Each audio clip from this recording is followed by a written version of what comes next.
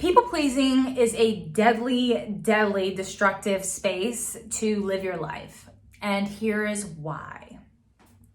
When you are focusing on pleasing others first, it is enabling them to take advantage of you. It is instilling a belief and patterning of that you don't respect yourself enough and value others before yourself. And so that then will actually become real, and you can go down the rabbit hole of then thinking, well, I'm not worth it, I don't deserve it, I'm not important enough.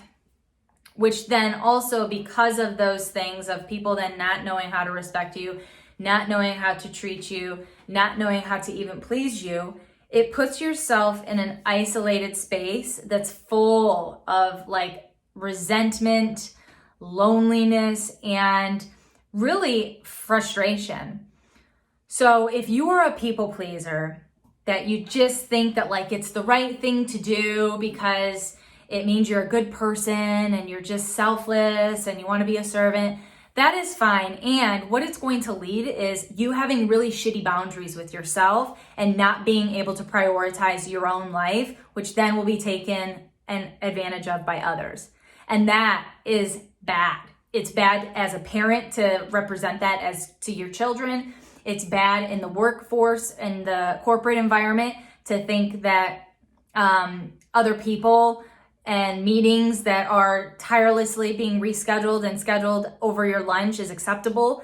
And so really helping, like if you are a people pleaser, it's important to get clear on why you think it's acceptable to put others first. Like, what do you tell yourself that enables you to think that that is acceptable and a good quality to have? Because I spend at least 10 hours of my week talking to people who are going into the coaching industry that have really crappy boundaries, and they're literally unable to prioritize themselves because they value and they think it's a good quality to have to value others before themselves.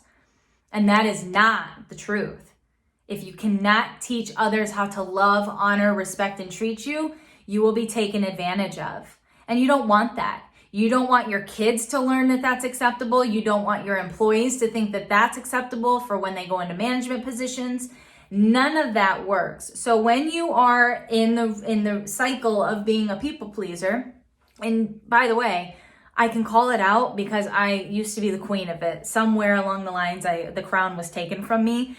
But it is really game changing when you have the energy and the persistent and like checking in with yourself first. Like, do I have time to take this call? Do I have time to stop over? Can I give this time up to have a meeting versus eat or get outside and go for a walk?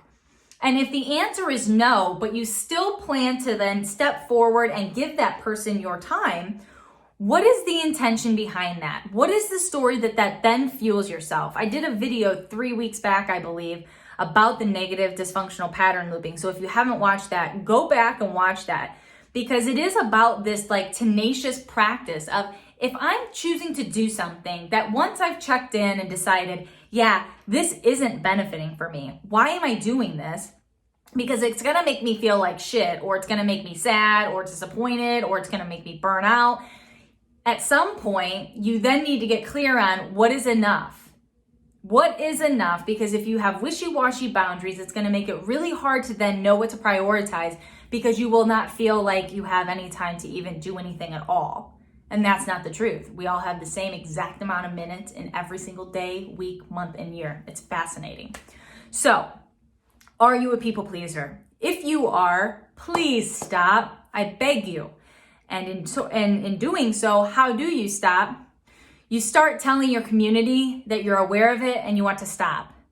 Look, I'm really starting to try to work on my boundaries and my time management and my energy.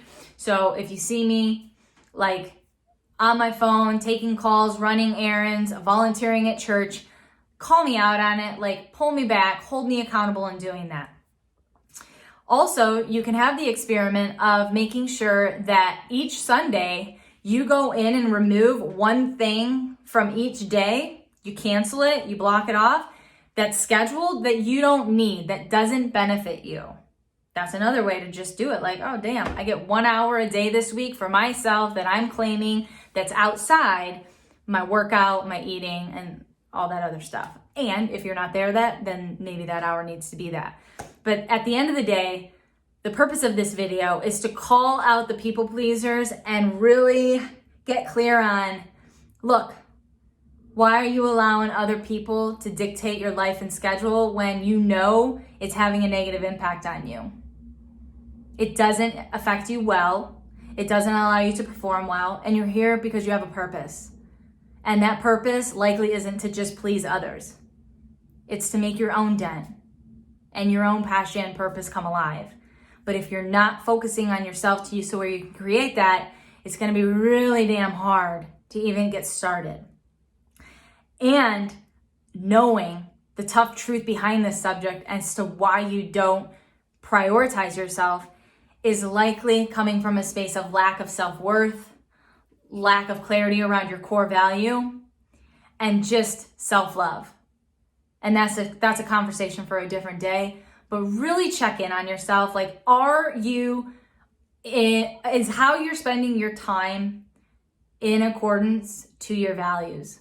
If I were to look at your day-to-day, your week-to-week, what would I be learning about you? What would your habits, patterns, and behaviors tell me about who you are, what you want, and how you're living?